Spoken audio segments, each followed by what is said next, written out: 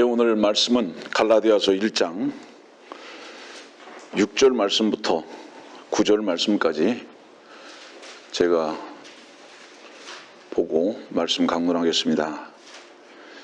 나는 너희가 그리스도의 은혜 안으로 너희를 부르신 분으로부터 그렇게 빨리 떠나 다른 복음을 따르게 됨을 이상히 여기노라. 다른 복음은 없나니 다만 너희를 교란시키는 어떤 사람들이 있어서 그들이 그리스도의 복음을 변개시키려는 것이라. 그러나 우리뿐만 아니라 하늘에서 온 천사라도 우리가 너희에게 전한 것 외에 어떤 다른 복음을 전한다면 그는 저주를 받으리라. 우리가 전에도 말한 것 같이 지금도 내가 다시 말하노니 누구든지 너희가 받은 것 외에 어떤 다른 복음을 전한다면 그는 저주를 받으리라.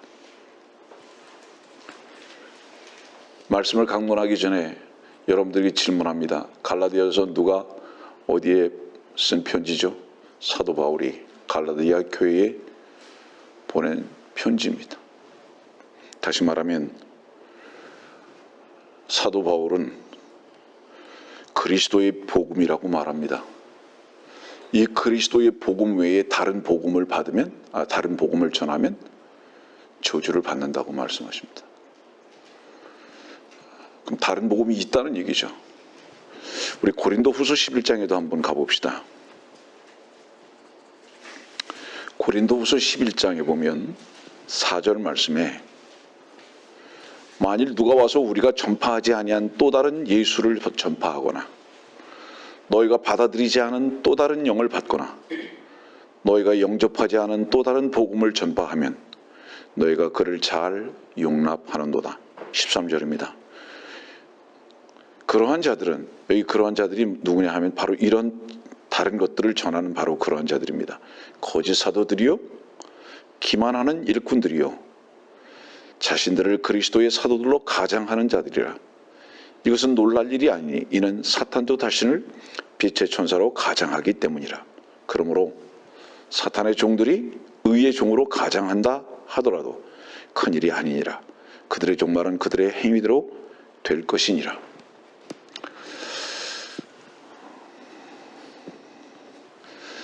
지난 한 주 동안은 제 마음이 한 곳에 많이 묶여 있었습니다. 그것은 지금 한국 코로나 사태로 인해서 생긴 그리고 밖으로 드러난 마귀들의 행태에 대해서 제 마음이 많이 묶여 있었습니다. 오늘 저는 여러분들에게 어떤 말씀을 전하기를 원하느냐 하면 백투 예루살렘이라고 하고 인터컵이라는 이름으로 왕국의 복음을 전하는 단체에 대한 그들의 정체와 그들의 추구와 그들이 누구에 의해서 붙들려서 저렇게 열정적으로 저 일을 하는지에 대해서 여러분들에게 말씀을 전하고자 하는 것입니다. 그래서 그들은 BTJ라고 영어로 명명하고 인터컵이라고 합니다. 그들은 사실은 이 지금 갈라디아서 1장에 있는 이 다른 복음, 고린도 후서에 있는 11장에 있는 이 다른 복음을 그들은 열정적으로 전하고 있는데 그 다른 복음이 무엇이냐 하면 마태복음 24장에 보면은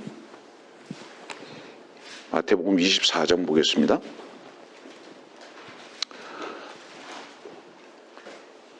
14절입니다. 이 왕국 복음이 모든 민족에게 증거되기 위하여 온 세상에 전파되리니 그런 후에야 끝이 오리라. 그들이 전하는 것은 사도 바울이 그리스도의 복음이라고 말씀하셨던 갈라디아서에 그 말씀의 복음을 전하는 것이 아니라 왕국 복음을 전하고 있습니다. 그런데 여기서 이 왕국 복음이라고 말씀하십니다. 이 왕국 복음이라고 말씀하시는 그 뜻은 마태복음 24장 전체가 지금 이 왕국 복음을 말씀하고 계시는 것인데 이 부분을 저는 여러분들에게 오늘 기회가 되고 시간이 되는 대로 조금 자세하게 말씀을 선포하고자 하는 겁니다. 12년 전쯤의 일로 생각합니다.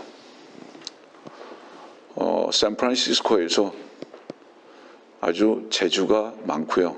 또 열정적이고 또 미국의 인류 대학을 나온 어떤 젊은 자매를 알게 됐습니다. 물론 그 당시엔 대학생이었죠. 그 학생을 만났는데 그 학생과 만나서 상담을 하는 중에 자신이 시리아 선교를 지금 결정해놓고 곧 가기로 단기 선교를 가기로 했다고 얘기를 했습니다.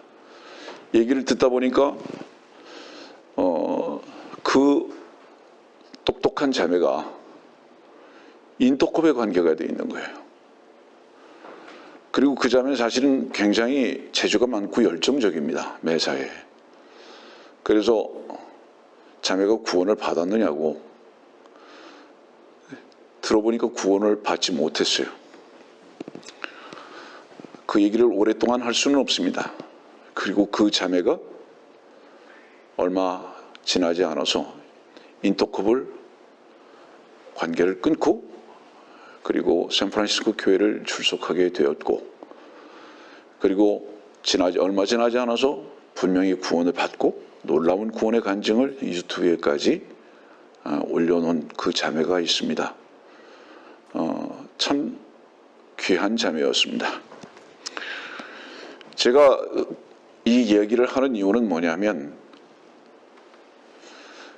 아무리 지혜롭고 또 머리가 뛰어나도 영적인 부분들은 잘 알지 못합니다. 너무나 많은 사람들이 속는 거예요. 여러분들 인터컵은 백투 예루살렘을 말하는 인터컵은 엄청난 재정을 가지고 있습니다. 그리고 배운 사람들이 아주 많습니다. 그 많은 재정과 배운 사람들이 많은 그 집단이 사실은 오늘의 말씀을 통해서 여러분들은 분명히 알 것인데 왜 사탄과 마귀의 앞잡이로서 저렇게 일을 열정적으로 하는가? 여러분들은 오늘의 말씀을 통해서 그것을 배우게 될 것입니다. 왜냐하면 참과 거짓은 우선적으로 빛의 말씀이신 하나님의 말씀으로만 비춰봐서 밝혀 드러날 수 있기 때문입니다. 우리들이 속는 이유는 뭐냐면 첫째는 성경을 모르기 때문이고 둘째는 진리의 영을 모르기 때문이다. 왜 이것을 구분해서 말씀을 드리냐면 성경을 알아도요. 진리의 영을 모르면 종교의 영을 알 수가 없습니다. 고린도후서 11장은 조금 아까 그랬잖아요. 다른 예수, 다른 영, 다른 복음 그랬습니다. 다른 복음은요. 성경을 공부하면 알 수 있습니다. 다른 예수도 성경을 공부하면 알 수 있는데요. 다른 영은 성경을 공부해도 모릅니다. 왠지 아세요? 영적인 것은요. 보이거나 인간적으로 무엇을 알 수 있는 부분이 아니기 때문에요. 그것은 진리의 영 외에는 분별할 수 있는 힘이 없어요. 능력이. 결론적으로 말씀을 드리면 지금 인터컵은 마귀의 영을 따르고 있습니다. 왜 그러냐 하면 다시 정리해서 말씀드릴게요. 지금은 은혜의 교회 시대입니다. 다시 말하면 그리스도의 복음의 시대다 이 말이에요. 마태복음 지금 24장 14절을 여러분들이 읽어드렸는데 이 왕국복음이라고 기록되어 있습니다. 이 왕국복음은 언제인지 아세요? 마태복음 24장에 보면 많이 등장하는 것이 있어요. 그것이 뭐냐면 9절부터 보면은요. 그때 10절도 그때 이렇게 맨 앞에 시작합니다. 그 다음에 16절도 그때라고 말하고요. 21절도 그때를 말하고 23절도 그때를 말하고 계속 그때를 말하고 있거든요. 이 그때는 분명히 정해진 어떤 때가 있는 겁니다. 이 때는 언제냐? 정확하게 말하면요.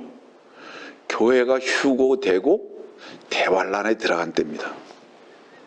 이때는 은혜의 그리스도의 복음이 선포되어지는 것이 끝이고 다시 말하면 교회가 휴고되고 난 다음에 있을 바로 그때이기 때문에 지금 이 마태복음 24장 14절의 왕국복음을 전하는 바로 그들은 하나님의 경륜에 따라서 다른 것을 전하는 게 분명한 겁니다. 확실한 거예요. 예. 그래서 이것이 다른 복음입니다. 지금은 다시 말하자면 하나의 복음밖에 없어요. 그것이 뭐냐? 그리스도의 복음, 은혜의 복음입니다. 근데 지금 여기 왕국 복음을 전하고 있거든요. 이 왕국 복음은 지금 전할 수 있는 게 아닙니다. 그리고 우리가 감사해야 할 조건 중에 하나가 뭔지 아십니까? 우리는 왕국 복음을 전할 수 있는 자들이 아님에 감사해야 합니다. 우리는 은혜의 복음, 그리스도의 복음을 전하는 것에 감사해야 하는 겁니다. 왜냐하면 왕국 복음을 전할 때는 이게 7년 대환란을 지금 말씀하고 계시거든요. 마태복음 24장이. 뿐만 아니라 지금 여기에서 지금 그때를 말씀하고 있거든요. 그 다음에 또 다른 것을 한번 봅시다. 이 9절 말씀 보면은 너희 이렇게 두 번이나 기록되고 있어요. 9절에. 그 다음에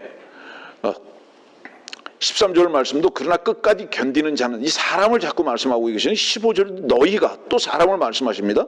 20절 말씀도 너희가.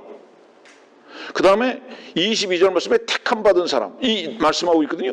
25절도 보세요. 너희에게 말하였노라. 여기서 말하는 너희나 택함 받은 사람은 누구를 말하는 것이냐? 교회가 아니에요. 이건 유대인들을 말하는 거예요. 그러면 제일 중요한 게 뭐죠? 어떤 것을 구성하고 설명하고 이해하고 펼쳐가는데 제일 중요한 것은 언제, 어디서, 누가, 육하원칙이죠? 그렇죠? 그러면 두 가지는 해결됐습니다. 어디서가 어딘지 아세요? 16절 말씀 보세요. 그때 유대에 있는 자들은 산들로 도망하라. 유대에 있는 자입니다. 어디서는 유대예요. 예. 그러니까 이 세 가지 조건이 전혀 지금이 아닌 겁니다. 그리고 교회가 전혀 아닌 것이에요. 그런데 이 왕국 복음을 가지고 지금 전하고 있는 거예요.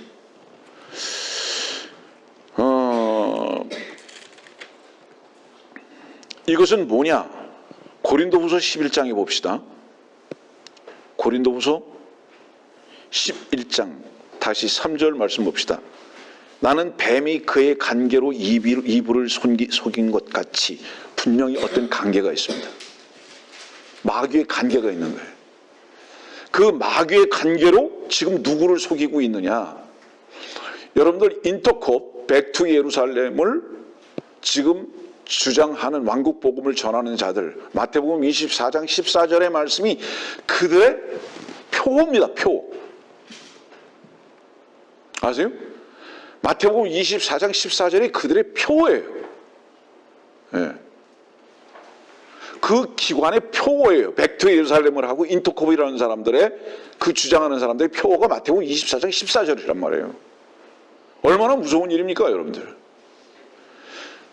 그들은 뭐를 모르고 있죠? 그리스도의 복음 모르고 있고 은혜의 복음 모르고 있는 거예요. 그래서 그들은 어떤 자들이냐? 13절 말씀 보세요. 고린도후서 11장 13절. 그러한 자들은 거짓 사도들이요, 그리스도의 사도들로 가장하는 자들이라. 근데 이게 놀랄 일이 아니다고. 사탄도 자신을 빛의 천사로 가장하기 때문이라고. 여기 왜 거짓 사도가 나오는지 아십니까? 사도 시대는 끝난 거예요. 절대적으로 사도 시대는 끝났어요. 근데 이 인터콥에서 하는 일들이 뭔지 아세요? 제일 중요한 일들 중에 하나가 뭐냐면 방언이에요. 네. 저는 이렇게 여러분들에게 감히 말합니다. 마귀는 누구부터 속이는 줄 아세요? 자기 자신부터 먼저 속입니다. 우리는 태어날 때부터요, 마귀의 붉은 피로 받고 태어났기 때문에 아예 태어날 때부터 그 생명이 자기 자신을 속이는 것으로 태어났어요. 그래서 가장 인간이 모르는 게 뭔지 아십니까? 다른 사람을 모르는 게 아니라 자기 자신이 누군지를 절대로 모릅니다. 그래서 자기 자신에게 속지 않는 자들이 없어요. 얼마나 철저하게 속는지 아십니까? 자기 자신에게. 그 자기 자신에게 속은 결과 중에 하나가 뭔지 아세요? 인터콥을 인도하는 자들의 이름이 뭔지 아세요? 최바울, 김바울입니다. 폴이에요, 폴. 그들의 이름이 어떻게 최바울, 김바울이 됐죠? 그 지도자들이? 그들은 바울이 전했던 은혜의 복음을 전하는 것이 무엇인지, 왕국 복음을 전하는 것이 뭔지, 다른 복음을 전하면 저주를 받는 게 뭔지도 모르면서 자기의 이름은 바울로 쓰고 싶은 거예요. 그래서 바울이라고 말하는 거예요. 그들의 이름이. 요한 바오로 2세. 얼마나 멋있습니까, 여러분들? 멋진 이름은 다 갖다 쓰는 거죠. 그들은 그들 자신이 빛의 천사로 가장하는 겁니다, 여러분들. 그런 옷을 입고 그 이름을 쓴 거죠. 왜 그랬을까요? 그들이 그들 자신을 모르는 거예요.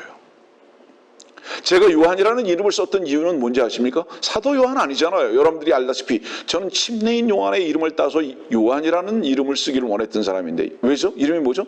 나는 날마다 쇠잔해져야 할 인간이기 때문에. 무엇을 할 수 있는 인간이 아니기 때문에. 그래서 저의 이름은 침례인 요한의 이름을 따서 날마다 쇠잔해져야 하는 이름으로 사용하고 있는 것입니다. 인간이 얼마나 자기 자신을 철저하게 먼저 속이고 시작하는지. 무서운 일이죠, 여러분들. 마귀를 이름을 갖다 얘기하면 루시퍼라고 그러는데요. 그 루시퍼를 다른 호칭으로 뭐라고 그러죠? 적그리스도라고 그러잖아요. 이것을 정확하게 말하면 뭔지 아십니까? 안티그리스도예요. 무엇을 가지고 안티하느냐? 무엇을 가지고 적그리스도로 지금 활동을 하느냐? 내가 그리스도로 하는 이름으로 활동하는 거예요. 안티그리스도가. 얼마나 무서운 일인지 모릅니다. 제가 이 속이는 일에 대해서 여러분들에게 말씀을 먼저 드리는 이유가 뭔지 아세요? 저는 자주 이런 말 합니다. 주님을 만났을 때 다른 것은 몰라도 주의 말씀을 잘못 전한 것으로 인해서 책망을 받기는 원하지 않는다. 이 말의 무게가 얼마나 큰지 아십니까, 여러분들? 그건 뭐를 말하는지 아세요? 혹여 우리가 인간 세상에서 누구에게 속고 속이는 것은, 아니 그것이 옳다는 것을 말하는 것이 아니고, 인간 세상에서 누구에게 속거나 속이는 것은 어떤 건지 아십니까? 그 넓은 바닷가에 작은 모래 하나가 다른 것으로 섞여 있는 것일 뿐인 거예요. 왜냐하면 세상의 인간의 일들은 다 거짓된 것들의 투생이기 때문이에요. 어차피 속이고 속는 인간들이기 때문에 그렇다 이 말이에요. 우리는 이렇게 합시다. 누가 누구를 속였다고 얘기하지 맙시다. 내가 나를 속였다라고만 여기면 됩니다.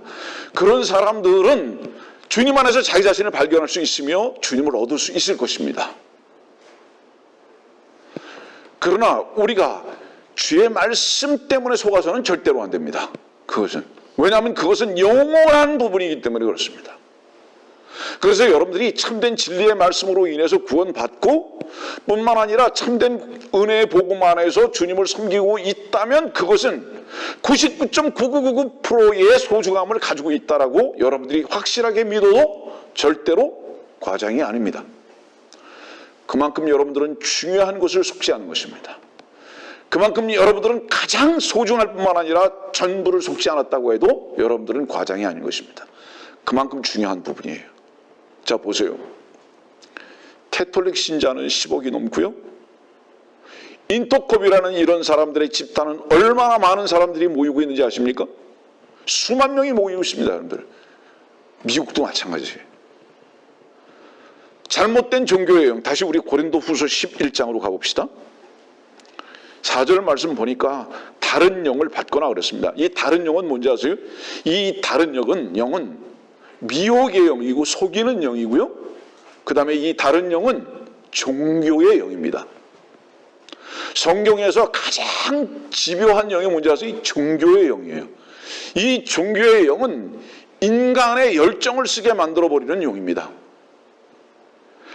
진리의 영이신 그분께서 하시는 일을 종교의 영이 진리의 영인 것인 양 대신해서 열정적으로 일하는 것이 종교의 영입니다.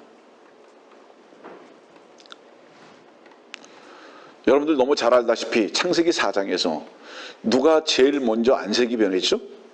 카인이죠. 안색이 변했다는 것은 무엇을 뜻하죠? 여러분들 언제 안색 변하죠? 술 먹으면 안색 변해요. 맞죠? 술 먹으면 안색 변하죠? 인간이 화가 나면 왜 얼굴이 붉어지는지 아세요? 자기 피에 대해서 저항하는 거예요. 어떤 일이 내 피를 기분 나쁘게 했다는 뜻입니다. 내 피의 가치와 내 피의 오름과 내 피의 자존심을 상하게 했다는 거예요. 그것에 대해서 반응하는 것이 안색이 변하는 거예요. 그건 지난주에 설교에 의해서 술 취한 자들입니다. 거룩한 분노는 목소리를 크게 할 수도 있고, 거룩한 분노는 다른 어떤 거짓에 대해서 원수와 같이 행할 수 있을지라도 그리스도의 군사는요, 머리 숙이는 자들은 아니에요. 그리스도의 군사는 자기 목숨을 능히 내놓을 수 있는 사람들인 것은 분명하지만 얼굴이 붉게 되지는 않습니다. 주 안에서의 그 사랑으로 인한 분노는 절대로 얼굴은 붉어지지 않습니다. 어떤 사람이 만일에 얼굴이 붉어져서 다툼을 시작하고 있다면 그 사람은 무슨 이유든지 간에 세상적인 것입니다. 육신적인 것이고 자기 자존심 문제예요. 그거는 옳고 그름의 문제로 인해서 얼굴이 붉어지는 것입니다.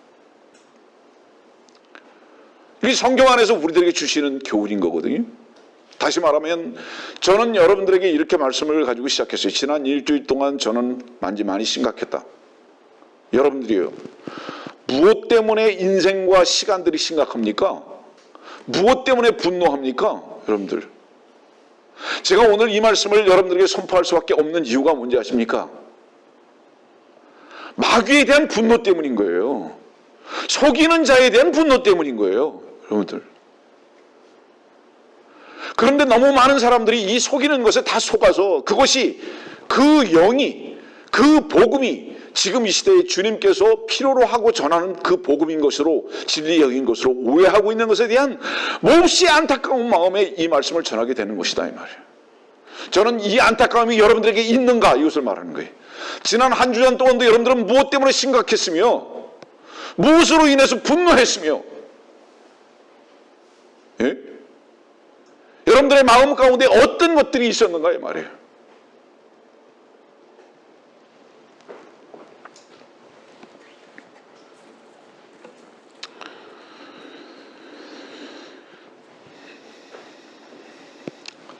여러분들 보세요. 미혹은요, 절대로 폭군한테 미혹받지 않습니다. 예? 근데 미혹당하는 사람들이 적은 사람이라고 말씀하지 않으셨어요. 많은 사람들이 미혹을 당하리라고 말씀하셨어요. 많은 사람들이라고. 소수가 아닙니다, 여러분들. 우리가 자주 쓰는 단어들 중에 하나가 뭐죠? 신부라는 단어예요. 여러분들, 이 신부라는 단어가 영어로 뭐라고 부르죠? God the Father. 얼마나 무서운 단어인지 아십니까? 자기 자신이 하나님 아버지라는 얘기예요. 거기에 얼마나 많은 사람들이 지금 속아가고 있습니까? 이웃을 사랑을 하고, 누가 제일 많이 말하는지 아세요? 사회주의 복음을 전하는 자들입니다. 이웃 사랑을 하고. 그 사회주의 복음이에요, 여러분들.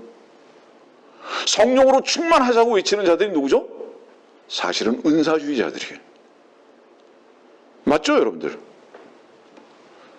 매일 구령만 얘기하는 자들은 어떤 자들인지 아세요? 그건 근본주의자들이 하는 거예요. 그러니까 이런 자들한테 전부 다 쏟고 있는 거예요.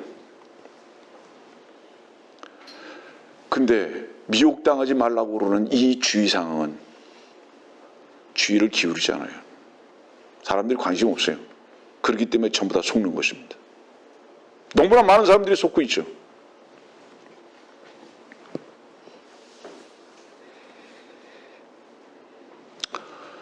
미국은 혼란스럽습니다. 그러나 한편으로는 저에게는 큰 소망이 보입니다. 여러분들, 미국 지금 현재의 상황은 무엇이 밖으로 드러나는 것인지 아세요? 딥 스테이트가 밖으로 드러나는 것입니다. 이 딥 스테이트가 뭔지 아세요? 그림자 정부입니다. 그림자 정부가 뭐죠? 일루미니티, 프리메이슨, 그 딥스테이트가 밖으로 드러나는 거예요. 인본주의, 세상을 유일한 가치로 여기는 자들, 인간의 가치는, 동물의 가치는, 여러분들 보세요. 인간의 가치, 동물의 가치가 하나님의 가치를 완전히 뛰어넘어 버린,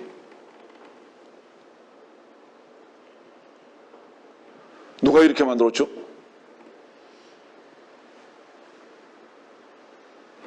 저는 인간적인 면에서 생각하면 이런 마음이 있어요. 아직도 주님 안에서 사랑하는 형제와 자매들을 향한 기도가 끊임없거든요. 제가 그들을 향해서 주님 앞에 이름을 놓고 기도할 때에 갈등이 있어요. 그게 뭔지 아세요? 주님, 꽃으로도 때리지 말아 주시옵소서. 이런 요구가 깊이 있고요. 꽃으로도 때리지 말아 주시옵소서. 그들이 아파할 것을 생각하면 내 마음이 너무 아픕니다. 그러나 한편으로는 또 어떤 기도가 내 속에서 있는지 아세요? 주여,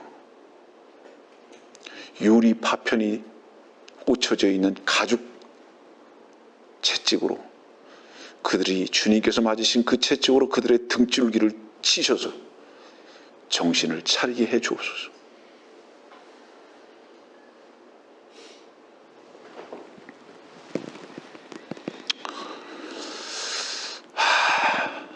전부 다 인간의 사랑과 인간의 가치만을 서로 얘기하고 그것으로 인해서 완전히 서로가 서로를 속이면서 살아가는 이 세상에, 예? 조금 아까도 말씀드렸죠, 여러분들. 딥스테이트, 그림자 정부가 밖으로 드러났다는 것은 뭐를 의미하죠? 이제 드디어 교회는 주께서 불려 올라갈 것이 분명합니다. 왜냐하면 그 딥스테이트의 헤드코어는 캐톨릭 수장이기 때문에, 적그리스도죠. 그래서 우리에겐 또 다른 뭐가 있죠? 소망이 있는 겁니다.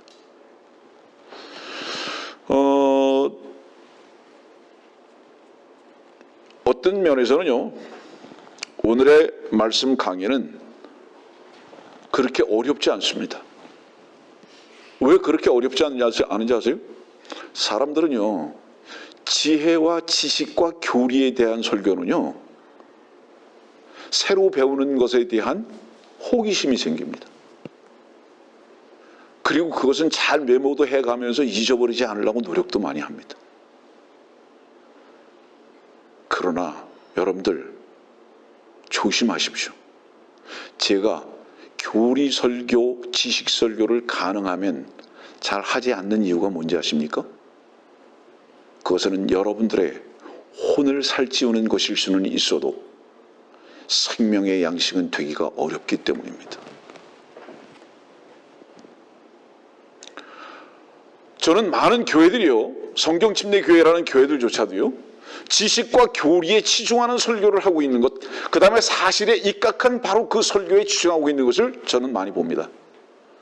왜냐하면 그런 것들은 많은 사람들의 이해력을 돋게 하기 때문에 많은 사람들이 관심을 갖게 되고요,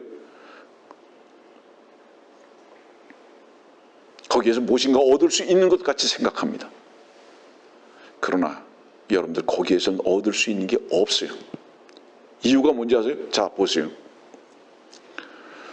원수들의 목전에서요, 식탁을 차려놓으신 것을 발견하려면 반드시 어디로 가야 하는지 아세요? 사망의 그림자의 골짜기를 지나가야 돼요.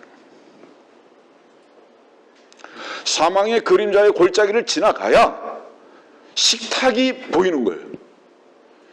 이게 무엇을 말씀드리는지 아세요? 여러분들, 이 교회에서 십자가의 복음을 계속 십자가를 전하는 이유가 뭔지 아세요? 우리 자신이 부인되지 아니하고 주의 생명의 빵을 먹을 방법이 없습니다. 성경에서 그 차단했어요. 그렇게 안 돼 있어요. 예? 왜 생명의 열매를 하나님께서 차단시켜 버리셨는지 아세요? 창세기 3장에? 자기가 죽어야 할 자인 것을 모르면 절대로 생명의 빵을 먹을 방법이 없어요. 주님께서 우리들에게 생명의 빵을 공급하셨던 이유 자체도 뭐냐면 먼저 그분이 죽으셨기 때문입니다. 그분이 우리들에게 생수가 되셨던 이유도 그분 자신이 피를 흘리셨기 때문입니다. 그런데 이 생명의 빵을 공급하는 이 설교가 교회들 속에서 끝쳐진 이유가 뭔지 아십니까? 누구도, 목사 자신부터 시작해서 양들도 죽음의 그림자의 골짜기를 지나기를 원하지 않는 것을 아는 거예요. 그러니까 생명의 빵을 공급하기보다는 식탁을 마련해서 그 식탁으로 풍성하게 양들을 먹이기보다는 양들도 목자라는 사람들도 사람들의 머리에 집중하기 시작한 거예요. 이해하게 하고 지식을 전달하게 하고, 그래서 그것으로 만족하게 해버리는 착각에 빠지게 해버리고 만 것입니다. 여러분들, 얼마나 무서운 일인지 아십니까? 여러분들, 이것이.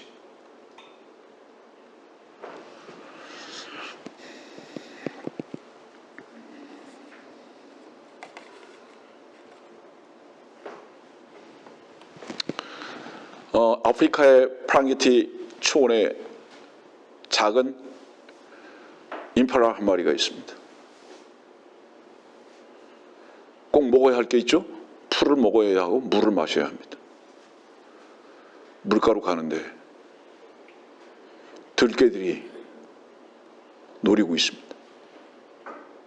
물을 마셔야 하는데 사자가 웅크리고 숨어서 먹잇감을 찾고 있습니다.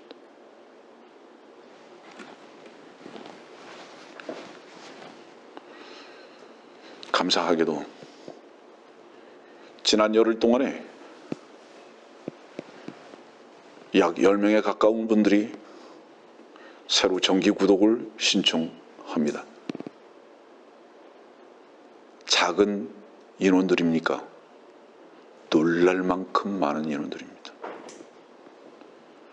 놀랄 만큼. 왠지 아세요? 사자가 웅크리고 있고요.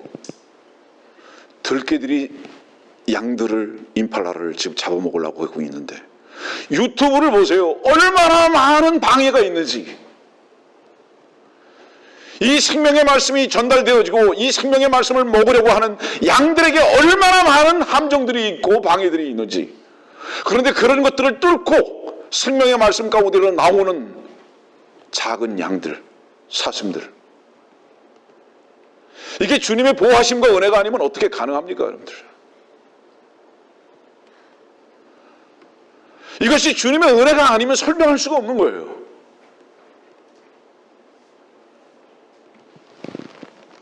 여러분들 보세요. 역사 이래로 조폭들은 잘 뭉칩니다. 한국의 정치 상황도 한번 볼까요, 여러분들? 좌파는요, 항상 잘 뭉칩니다. 그러나 우파는 갈라지는 것이 특기입니다. 안 뭉쳐요. 예? 뭉치질 않아요. 진리를 전하는 모임들은 자꾸 떨어져 나가는 것입니다, 여러분들. 하물며 얼만큼 떨어져 나가는지 아세요, 여러분들? 12명의 제자를 구했는데 그 수백만 명 중에서, 그런데 그 12명 중에서도 또 떨어져 나갑니다, 배반하고. 그리고 마지막에 십자가 앞에서 누구만 남죠? 주님 한 분만 남으십니다. 이 진리 안에 속한 자들은 뭉칠 수가 없어요. 원래 그렇게 돼 있습니다. 잘 뭉친다는 것은 뭐를 말하는지 아세요, 여러분들? 잘 뭉치는 것은요, 평상시에 원수지간이라도, 그게 누구죠? 헤롯과 누굽니까? 빌라도죠? 진리의 주 예수 그리스도를 십자가에 못 박아버서 없애버리는 데는 그날 그들이 친구가 되는 거죠. 여러분들은 좌파라는 것은, 악한 자들은 이렇게 뭉치기를 잘하는 거예요. 그들은 앞뒤 보지 않아요. 누가 옳까 그러다 이런 거 하나도 안 봅니다. 자기네들의 육신적인 이익을 위해서는 그저 합치는 거죠. 그런 세상에서 주의 말씀 앞에 하나가 되고 만난다고요? 여러분들 주님의 은혜와 그분의 사랑이 아니고 그분의 인도하심이 아니면 우리가 어떻게 이 생명의 물 가운데서 주님의 생수를 마실 수 있겠는가 이 말. 불가능하잖아요.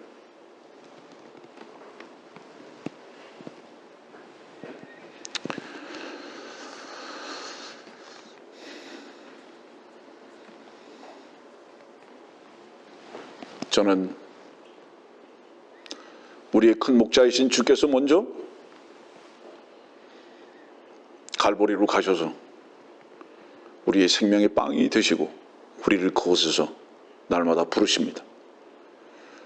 우리는 죽음의 그림자의 골짜기를 지나는 양들과 같이 우리 또한 그곳을 지나서 주의 생명의 빵과 생명수를 먹을 수 있는 자리로 우리를 인도하셨고 오늘 우리는 그 빵과 그 물을 마시고 있음에 감사한 겁니다. 그것이 주님의 우리를 향하신 특별하신 은혜고 그분의 은총입니다. 여러분들 우리가 은혜가 아니면 살 수 없다는 그 뜻이 무엇을 말하는지 아세요 여러분들?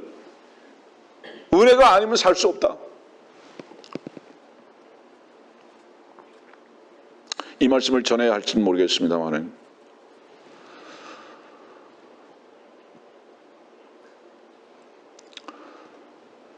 아이가 약 반년 전쯤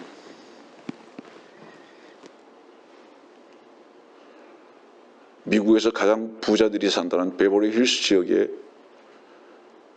창이 쉬운 5개가 있는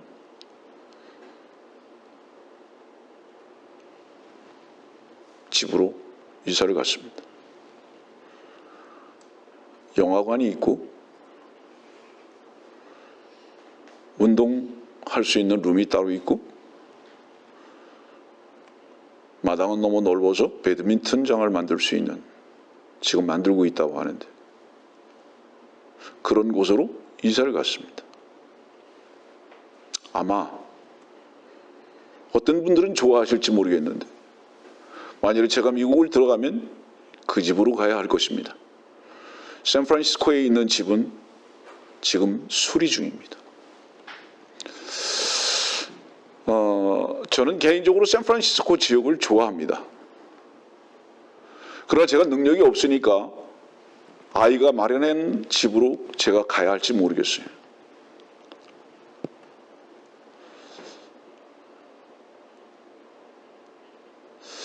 그런데 한편으로는 제 마음이 슬픕니다. 육신적으로는요. 자 보세요. 저는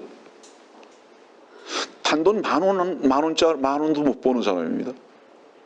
10,000원도 못 버는 사람이에요. 저는 제가 생각할 때요. 제 형편으로 볼 때는 아마 다리 밑에 살 수밖에 없는 입장이에요. 근데 그것도 어쨌든 아들이라는 놈을 통해서라도 그런 좋은 거처를 갖게 하시고 살게 하실 수 있게 됐어요. 어떤 사람이요? 나이 70이 돼가지고 좋은 직장에 새롭게 또 부름을 받았어요. 이런 일들은 왜 생기죠? 근데 그것을 기뻐하고 있어요. 저는 분명히 말씀드립니다. 저는 그 대저택에 못 가고 제가 만일에 그 대저택보다 더 큰 감옥에 간다 할지라도 저는 감사할 것입니다. 이유가 뭔지 아세요? 하나님께서 우리들에게 주시는 은혜는 하나님 자신의 뜻과 길 가운데 있는 것입니다. 절대로 이 말씀 놓치지 마세요. 좋은 환경, 풍성한 조건이 아니고요. 그리스도의 종들의 유일한 주님 안에서의 은혜를 누리는 것은 주의 길 가운데 아멘하는 것이고 그의 주의 인도하심 가운데 감사할 수 있는 바로 이것이 은혜에 있는 것이다 이 말이에요. 이것으로 인해서 그 은혜로 인해서 사는 것을 말하는 것입니다. 여러분들 어떤 좋은 조건을 말하는 게 절대로 아니에요. 만일에 우리가 좋은 조건에 의해서 감사하고 기뻐한다면 그것은 세상을 즐기는 것입니다. 다시 말하자면 우리의 감사와 우리의 기쁨은 어떤 조건이 아니라 주님 한 분으로 인한 것이며 그분께서 나를 이끄시는 그 이끄심의 길 가운데에서 그 은혜를 발견할 수 있는 자들은 그리스도의 종인 게 분명한 겁니다. 저는 점점 담대해집니다. 저의 내일이 어떻게 된다 할지라도 담대해지는 이유가 뭔지 아십니까, 여러분들? 자유스러운 이유가 되는 이유가 뭔지 아십니까, 여러분들? 주님께서 허락하신 것이라면 그 무엇이라도 감사할 수밖에 없는 것을 주님께서는 알게 하시고 경험케 하시고 그 주님 한 분으로 인해서 감사할 수 있는 것으로 인도하신 것입니다. 이것이 은혜가 아니냐 이 말이에요. 전 여러분들이 이 은혜 가운데 있기를 바라는 것입니다. 만일에 그것을 은혜로 여기지 아니하고 어떤 조건과 환경과 상황을 은혜로 여기는 자들이 있다면 그 사람은 그리스도인이 아니며 종교인입니다. 그 사람은요, 환경이 나빠지거나 어려운 상황이 왔을 때는 하나님을 원망할 것이 분명하기 때문입니다. 우리가 주의 종이라면 그 주님을 바라보고 주님과 동행할 수 있음에 감사할 수 있는 자들, 이것을 특권으로 여기는 자들이 되어야 하는 것입니다. 자, 오늘 여러분들에게 전해야 할 말씀이 너무 많기 때문에 자, 지금 마태복음 24장으로 다시 가죠.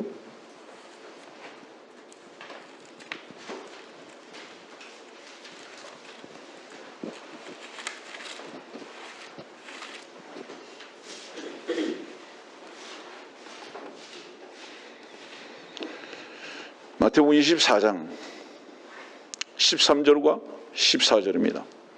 그러나 끝까지 견디는 자는 구원을 받으리라. 이 왕국 복음이 모든 민족의 증거되기 위하여 온 세상에 전파되리니 그런 후에야 끝이 오리라. 여기 지금 끝을 말씀하십니다. 그러나 끝까지 견디는 자는 구원을 받으리라. 이건 알미니안 자들이 다시 말하면 감리교를 중심으로 해서 이 끝을 어떻게 여기냐면 인간이 태어나서부터 죽을 때까지 믿음을 지켜야 한다는 것으로 오해하는 겁니다. 여기의 끝은 하나님의 경륜 가운데에서 대환란의 시작부터 그 끝까지를 말하는 거예요. 다시 말하면 마태복음 24장은 최대한 7년을 말합니다. 최대한 7년. 네.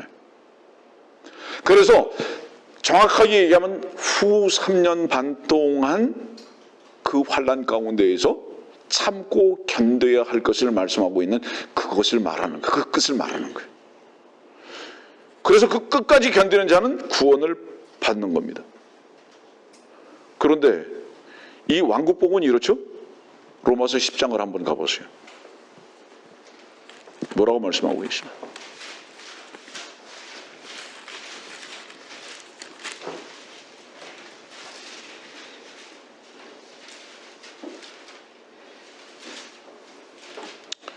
로마서 10장 9절과 10절. 네가 네 입으로 주 예수를 시인하고 또 하나님께서 그를 죽은 자들로부터 살리신 것을 네 마음에 믿으면 구원을 받으리라. 이는 사람이 마음으로 믿어 의에 이르고 입으로 고백하여 구원에 이르기 때문이라. 여기에 있는 이 말씀은 끝까지 건드려야 할 필요가 없어요. 그냥 믿으면 구원이에요. 근데 이 지금 마태복음 24장에 있는 말씀은 끝까지 견뎌야 구원을 얻는데요. 그러면 이 끝까지가 어떤 조건일까요? 다시 말하면 시대의 끝을 말하는데 이 말씀은 마가복음 16장에 있는 말씀을 우리가 참고해 볼 수밖에 없습니다. 마가복음 16장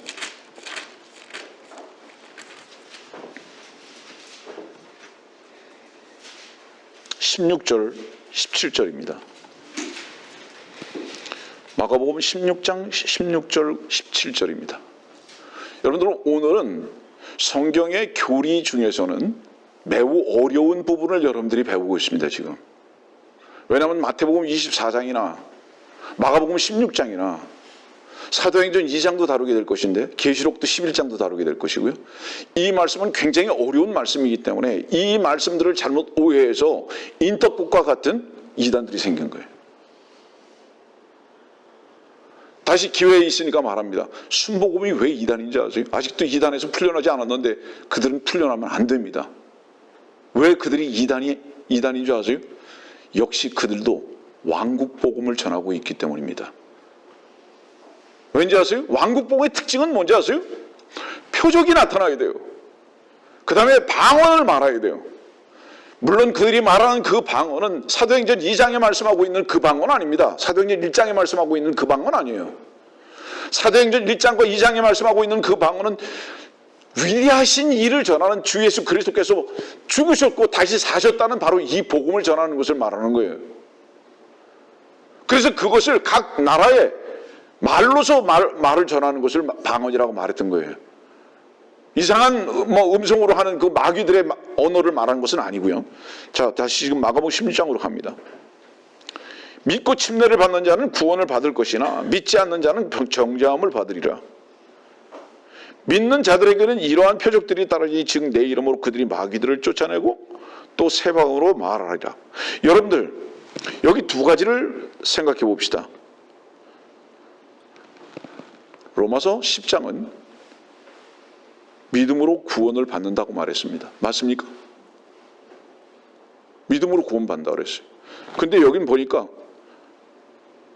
믿고 침례를 받아야 구원받는 됩니다. 그럼 둘 중에 하나는 틀린 겁니다. 침례라는 것은 뭐를 얘기하죠? 행함이 따라야 하는 거예요. 믿음이라는 것은 마음으로 믿는 겁니다. 그렇죠? 마음으로 믿어 의에 이르고 입으로 고백하여 구원에 이르느니라. 로마서 10장이죠. 로마서 10장 누가 썼죠? 사도 바울이 썼죠. 그래서 지금 마가복음 16장은 단순히 믿음으로만 안 되고 침례를 받아야 된대요. 이건 뭐죠? 행함이죠. 분명히 행함이 따라야 되는 거예요. 여러분들 이 행함은 야고보에서 말씀하고 계시는 믿음만이 아니고 행함으로니라 했을 때 그 행함 것입니다. 여러분들 야고보서 1장을 보세요. 뭐라고 제일 먼저 등장하고 나오는가? 마가복음 1장은 봅시다. 마가복음이 아니라 야고보서요. 1장 1절입니다. 하나님과 주 예수 그리스도의 종 야고보는 널리 흩어져 있는 12지파에게 문안하노라. 흩어져 있는 12지파에게 지금 문안하고 있거든요. 지금 이들이 미카서에 보면은 모여야 돼요. 스가랴에서 보면 이들이 또 모여야 돼요. 모여요. 이들이. 나중에 여러분들에게 어제 읽어 또 드릴 테니까.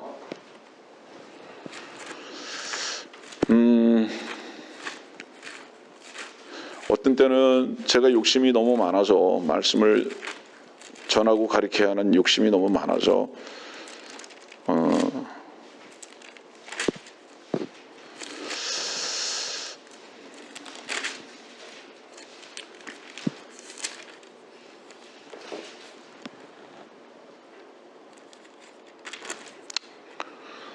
계시록 11장 봅시다.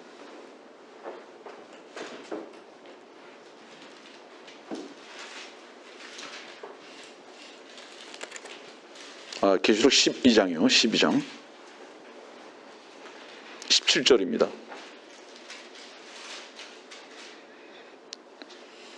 그러자 그 용이 여인에게 분노하여 여인의 시 가운데 남은 자들 즉 하나님의 계명들을 지키며 예수 그리스도의 증거를 가진 자들과 싸우려고 나아가더라. 지금 대환란 때예요. 대환란 때는 예수 그리스도의 증거만 가지고 안 돼요. 하나님의 계명들을 지켜야 돼요. 이것이 야고보서에 있는 믿음과 행함을 지금 가리키고 있는 거예요. 이거 다른 거예요. 근데 이때 어떤 일이 있는지 아세요? 이때 계시록 지금 13장으로 가보세요. 계시록 13장 13절 14절입니다. 또 큰 이적들을 행하는데 심지어는 사람들 앞에서 불을 하늘에서 땅으로 내려오게 하더라. 그가 짐승 앞에서 행할 권세를 받아 그 같은 기적들을 통하여 땅에 거하는 자들을 미혹하며 또 땅에 거하는 자들에게 말하기를 칼로 상처를 입었다가 살아난 그 짐승을 위하여 형상을 만들어야 한다고 하더라. 여러분들 여기서 짐승을 말한다고 그래가지고 무슨 소나 염소나 그런 모습으로 지금 나타나는 것을 말하는 것이 아니에요. 여기서 말하는 이 짐승이라는 것은 마귀가 사람의 모습을 하고 온 것을 말하는 거예요. 그래서 그것을 짐승이라고 말하는 거예요. 그래서 이 짐승은 사실은 창세기 3장 1절에 들의 어떤 짐승들보다도라는 바로 그 짐승이에요. 그래서 그 짐승은 뱀으로 나타나고는 있지만 사실은 뱀의 모습이나 혹은 어떤 염소의 모습으로 외적인 그런 모습으로 나타나는 것이 아니라 사실은 이 짐승은 어떤 모습으로 나타나는 것이냐 하면 마태복음 7장에 양의 옷을 입은 모양으로 나타나는 거예요. 그걸 짐승이라고 말씀하고 계시는 거예요. 그러니까 양의 옷을 입고 나오기 때문에 사람들이 짐승이라고 여기질 아니하고 하나님의 종으로 여기는 것이다 이 말이에요.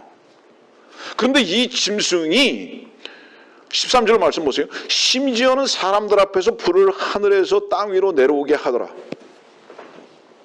나중에 이 말씀을 자세히 설명할 수 있는 시간이 있기를 바라는데 열왕기상에 보면요, 엘리야가 바알 선지자들과 함께 지금 제단을 쌓고 불을 내려오게 하는 것으로 인해서 하나님 앞에서 기도하죠.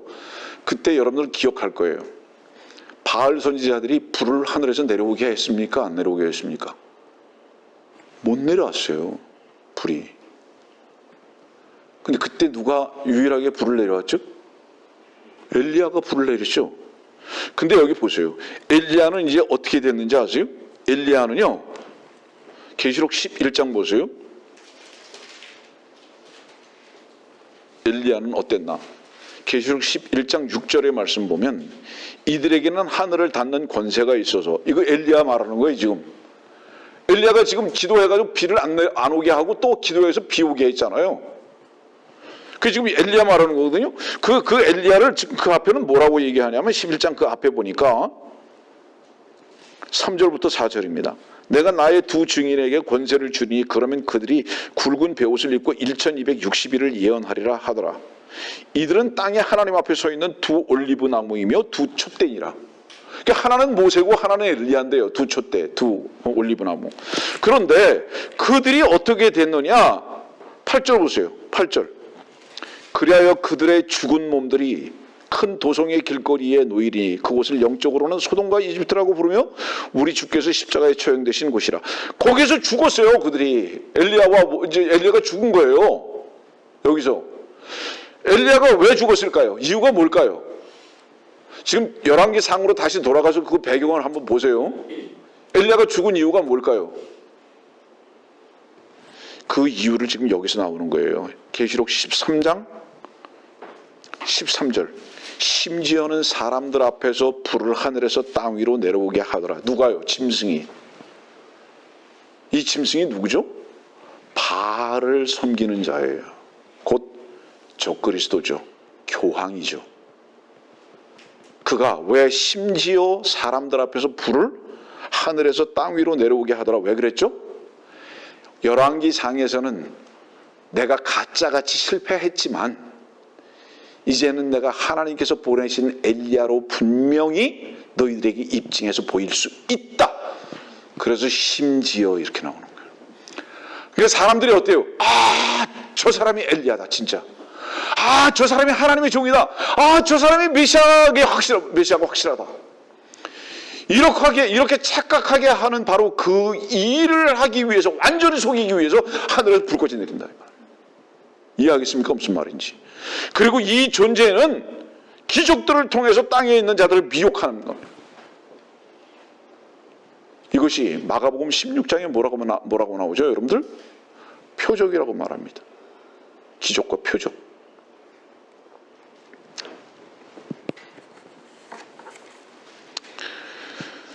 다른 것을 보겠습니다. 오늘도 역시 시간은 부족하겠지만요.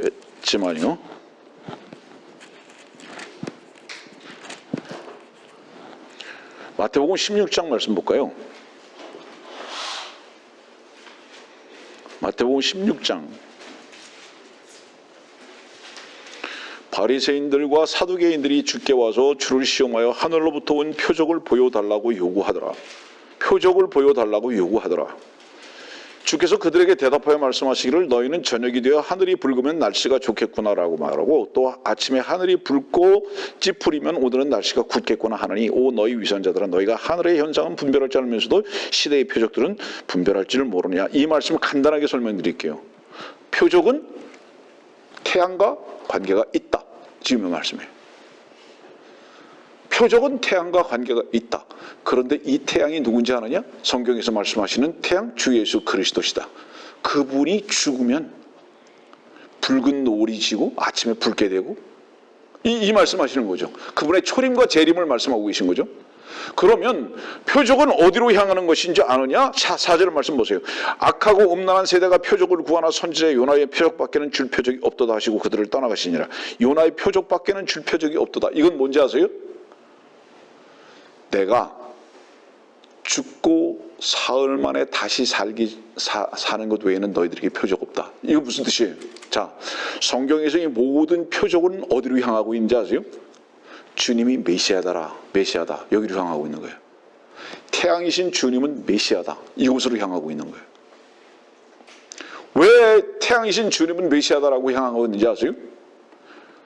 재림의 주님은, 초림의 주님과 재림의 주님은요, 사람들의 눈에 보이고 세상의 육신적인 모든 문제를 해결하시는 분으로 오시는 겁니다.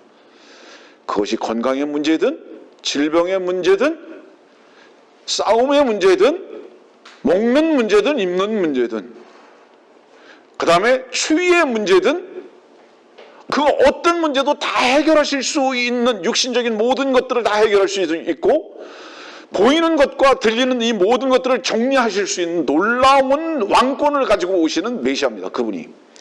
그렇기 때문에 그분이 표적을 보여준다는 것은 뭐를 얘기하냐면 나만이 이것을 할 수 있어. 나는 곧 메시아라는 것을 보여주시는 거예요.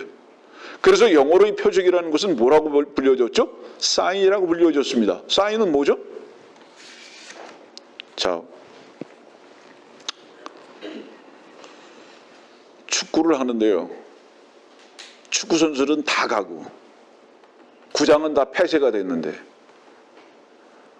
감독도 아닌 가짜 감독이 와가지고 운동장에다 대고 계속 소리 지르면서 이렇게 해라 저렇게 해라 소리 지르고 그러면 그거 어떻게 해야 될까요? 그러면 그건 죄송하지만 하얀 집으로 데려가야 되죠. 그 하얀 집이 어디죠? 그 옛날엔 정신병 그 병원이 중곡동에 있었는데 청량리에 있습니까? 중곡동에 있죠? 목사님 잘 아시네. 중곡동으로 가야 돼요. 그러면 여러분들 지금 이 요나의 표적밖에는 이라는 이 말씀이 뭔지 아세요? 표적은 태양인 나를 향하고만 있었는데 내가 죽음으로써 표적이 끝났다 이 말이에요. 그러면 그분의 표적이 다시 그분이 왕이시고 메시아이신 것이 다시 나타나려면 무엇을 조건으로 해야 할까요? 그분의 재림입니다. 그분이 다시 인자의 몸을 입고 육신의 몸을 입고 땅에 오셔야 돼요. 그러면 그때 다시 뭐가 시작됩니까? 다시 그 표적이 시작되는 거예요. 그게 뭐죠? 아픈 자들이 낫는 거예요. 배고픈 자들이 먹여주는 거예요. 그때는 어떻죠? 새 방언이 터지는 거예요. 그래서 이 마가복음 16장에 있는 이 말씀은 사실은 대환란과 천년왕국으로 이어지는 주님께서 이 땅에 오실 것을 앞에 놓고 또 오시고 나서의 그 말씀을 전하시는 거예요. 이것은 로마서 10장에 있는 말씀과는 전혀 다른 말씀입니다.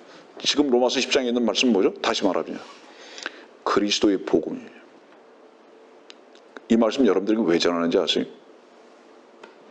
인터콥 백투 예루살렘을 전하는 자들은 표적과 기적과 새 방언이라는 방언, 이상한 마귀의 언어를 가지고 사람들을 현혹시키고 있습니다. 그런데요,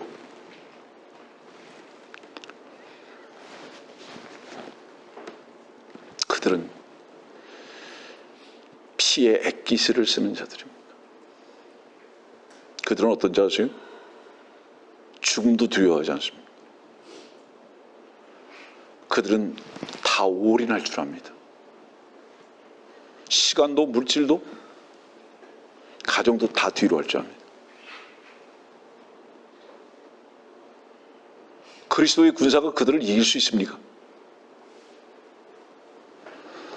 목숨 걸고 싸우는 자들 이길 방법 없어요. 근데 목숨 걸고 싸우는 것을 이길 수 있는 분은 이미 그 목숨을 버리시고 다시 사신 주님에게는 안 계신 거예요.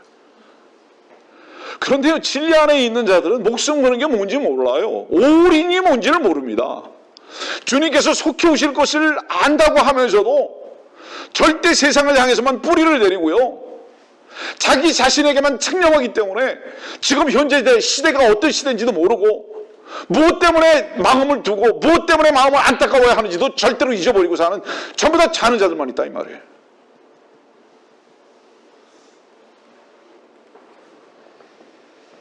인간의 피를 쓸 줄 모르는 자들, 우리는 원래 그렇습니다. 그러면 주님의 보혈이라 능력이라도 덧입고 살아야 하는데 꼼짝을 안 하고 있는 거예요, 주 앞에서. 이것이 지금 말씀을 먹고 있다는 자들의 현실이라면 이 아픔을 우리가 어떻게 하겠는가 이 말이에요. 저들은, 자 여러분들 보세요. 유대에 있는 자들은 산으로 도망하라고 말했잖아요. 아까 그랬죠? 도망하라고. 그 말씀이 어디 있죠? 보세요. 마태복음 24장 보세요. 그 말씀이 어디 있는가?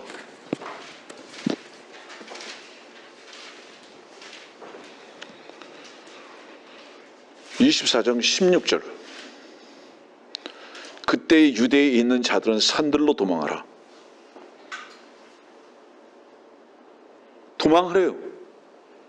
왜 도망해야 하는지 아십니까? 15절 말씀에 그 이유를 설명하고 있는 겁니다. 멸망에 가증한 것이 거룩한 곳에 선 것이기 때문에, 하나님의 성전에 앉아 자기 자신을 하나님이라고 하는 바로 그 존재가 예루살렘에서 있는데, 너희들이 바로 지금, 자, 백투 예루살렘 뭔지 아세요? 우리는 그곳으로 가야 된다.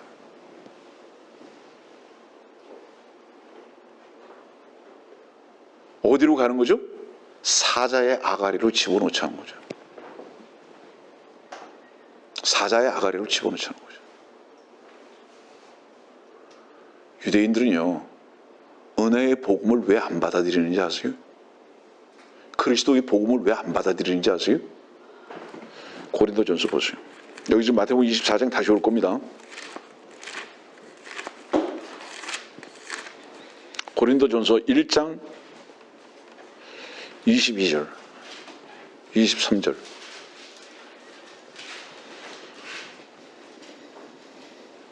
유대인들은 표적을 구하고 헬라인들은 지혜를 찾지만 우리는 십자가에 처형되신 그리스도를 전파하노니 이것이 유대인들에게는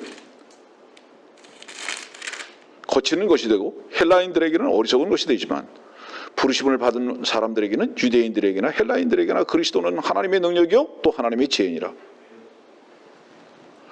이 유대인들이 왜 그리스도의 복음을 왜 거부하는지 아세요? 그들은 표적을 구하기 때문에. 주님을 십자가에 처형한 이유가 뭔지 아세요? 그들이 원하는 것은 표적을 원하는 거예요. 그 표적은 뭐죠? 밖으로 나타나는 어떤 현상들. 주님을 왜 따랐습니까? 여러분들 요한복음에 보면 5,000명을 먹이고도 남는 거예요. 보리빵 5개를 가지고. 그러니까 그를 잡아다가 왕으로 삼으려고 하잖아요. 이것이 얼마나 슬픈 일인지 아십니까? 아까 말씀드렸죠. 나의 육신에 필요한 것이 채워지면 하나님의 은혜고, 그분이 왕이셔야 하고, 나를 십자가로 이끄는 것은 그분을 죽여야 할 존재로 여기는 교만에 가득 차서 살아가는 종교인들, 지금 이 시대의 기독교입니다. 그래서 이 시대의 기독교는 무엇을 추구하죠? 사업 잘 되고, 건강이 회복되고, 가정이 행복하고, 전부 다 이 땅의 것을 위해서 하나님께서 나에게 도움을 주셔야 하는 것으로 여기는 것입니다. 그것을 십자가에 못 박아야 하는 것으로는 절대로 인정하지 아니하는 자들, 그리고 예배당 꼭대기에는 십자가만 걸어놓은 거짓된 자들, 바로 그 자존심 싸움 때문에 그리스도의 종들을 억울하게 하고 핍박하는 것입니다. 사실은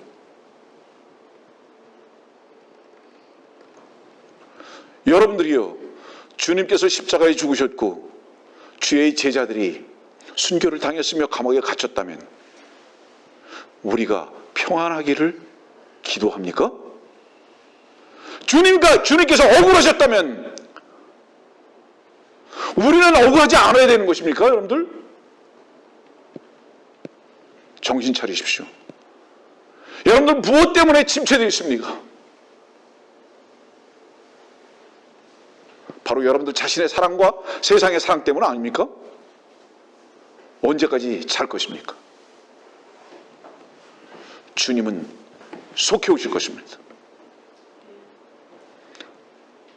미국의 딥스테이트는 주님의 속해 오심을 전 세계에 지금 선포하고 계신 거예요. 이것이 우리의 소망입니다. 그래서 다시 마태복음 24장 23절 말씀 보세요. 24절, 마태복음 24장 24절. 거짓 그리스도들과 거짓 선지자들이 일어나서 큰 표적들과 이적들을 보여주어 할 수만 있다면 그 택감받은 자들도 미혹하리라. 여기 택감받은 자들 누구죠? 유대인들이에요. 그리스도인들 아닙니다. 그러면 이들이 왜 미혹될까요? 이유가 뭘까요? 고린도전서 1장, 그들은 뭐를 보는 거예요? 그들은 표적을 구하니까. 그러면 백투 예루살렘, 인터콥은 무엇을 가지고 지금 예루살렘으로 가는지 아세요? 표적을 가지고 가는 거예요. 병고침, 이상한 방언, 이런 거 가지고 예루살렘으로. 그리고 그것을 위해서 훈련하고, 그것을 위해서 시간을 다 투자하고, 그것을 위해서 인간적인 모든 학식과 지혜를 총동원하고, 그걸 위해서 올인하는 자들입니다. 무서운 자들이죠. 그럼 이런 자들은 누굽니까? 적그리스도의 전위대들입니다. 이 적그리스도의 전위대들이 지금 인터콥이라는 이름으로 백투 예루살렘을 계속 말하고 있는 거예요.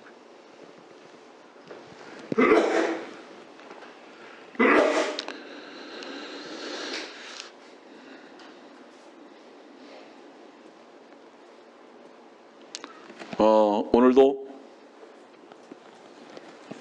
말씀을 여러분들에게 다 전하려면 시간이 많이 부족합니다. 주님을 사랑하는 양들이십니까? 주님을 사랑하는 양들은 요한복음 10장에 이렇게 말씀하셨어요. 내 양은 내 음성을 안다고. 우리가 왜 미혹당하는지 아세요? 주님을 사랑하지 않기 때문입니다. 주님을 사랑하는 자들은 주께서 어디서 부르시는지를 압니다. 어디서 부르시는지 아세요? 강을 건너 산에서 우리를 부르십니다. 그 강은 어두움의 강이고 그 산은 죽음의 강입니다. 죽음의 산입니다. 거기서 우리를 부르십니다. 그곳이 우리의 영혼이 살 곳이라고, 그것이 우리의 모든 풍성함이라고 겟세마네 갈보리에서 우리를 부르고 계시거든요. 자, 그들은 다른 영을 전하는 자들입니다. 성전, 거룩한 싸움. 여러분들이 그리스도의 군사입니까? 그들은 마귀의 군사임에도 저렇게 올인하고 있습니다. 예? 말씀을 정리하겠습니다. 슈바이처 멋있습니까? 존경의 대상입니까?